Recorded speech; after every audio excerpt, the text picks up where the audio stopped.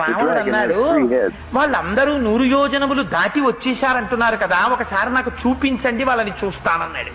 సరే పదమన్నారు. ప్రాసాదం ఎక్కాడు. ఎక్కి నిలబడి ఏది చూపించు, వాళ్ళల్లో ఎవరో నాకొక్కసారి చెప్పు అన్నాడు. అదిగో రావణ అక్కడ చూడు, అడిగో పక్కన కనపడుతున్నటువంటి వాడు సుగ్రీవుడు, అదిగో చూశావా గద ఎత్తి అరుస్తున్నాడు, రారా రావణ పైకని. ఆయన అక్కడ అరుస్తుంటే ఇక్కడ లంకాపట్టణంలో ఉన్న అంతఃపురాల యొక్క ప్రాసాదములు గోపురములు కదులుతున్నాయి. ఆయన బలపరాక్రమముల ముందు ఎవ్వరూ నిలబడలేరు.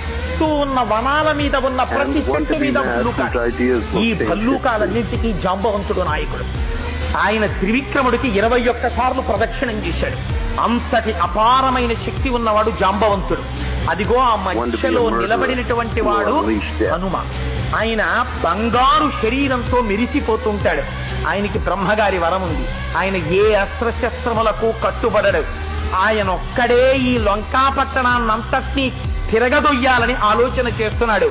ఎంత తీవ్రమైనటువంటి నేత్రములతో లంక వంక చూస్తున్నాడో చూడు రావణ.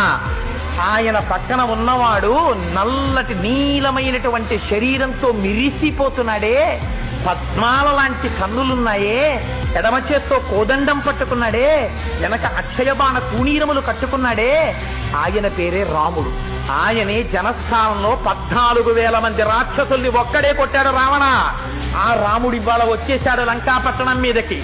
ఇంకా నువ్వేమి యుద్ధం చేస్తావో ఆలోచించుకో. ఆయన బహిప్రాణం లక్ష్మణుడు. ఆయన నిరంతరం అన్నగారిని కంటిని కనురెప్ప కాపాడినట్టు కాపాడుతుంటాడు.